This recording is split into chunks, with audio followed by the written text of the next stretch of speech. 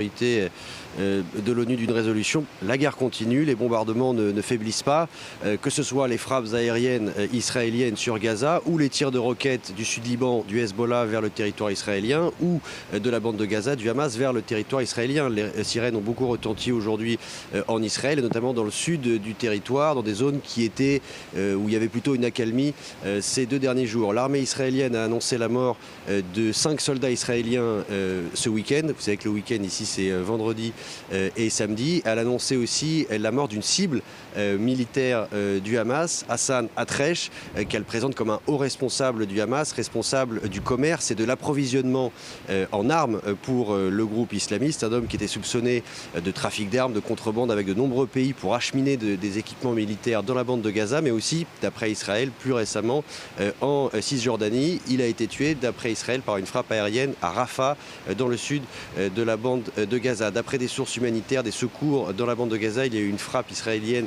qui visait 2 maisons et qui a provoqué la mort de plus de 90 personnes.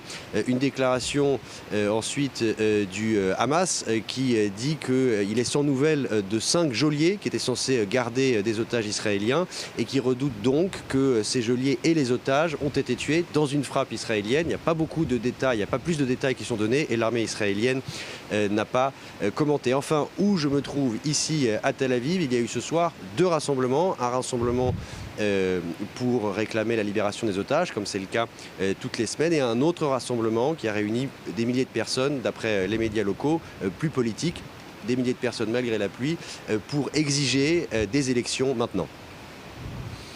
Ludovic, le conflit à Gaza et ses répercussions en dehors de Gaza également, avec cette nouvelle passe d'armes également ce samedi entre l'Iran et les États-Unis, cette fois sur les attaques de drones, notamment Houthis en mer Rouge.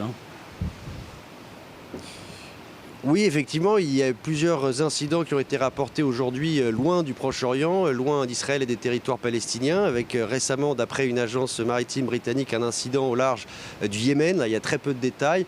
Un autre incident rapporté contre un bateau transporteur qui serait lié ou affilié à Israël d'une manière ou d'une autre au large de l'Inde, avec même un incendie qui s'est déclaré, mais qui a, d'après ce que j'ai pu lire maintenant, été maîtrisé. Les regards se tournent effectivement vers les Houthis du Yémen, qui ont multiplié ce genre d'action ou d'opération depuis le début de la guerre.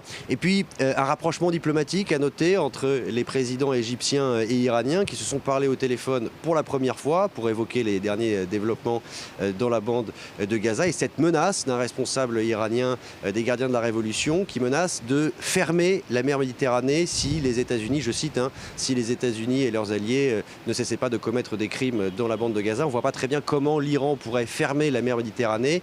Il y a 3 passages maritimes à ma connaissance, Gibraltar, les détroits turcs ou le canal de Suez. Tout ça, paraît quand même hors de portée de l'Iran. Merci beaucoup pour toutes ces précisions, Ludovic Defoucauld. Notre envoyé spécial à Tel Aviv, donc pour France 24. En France à présent.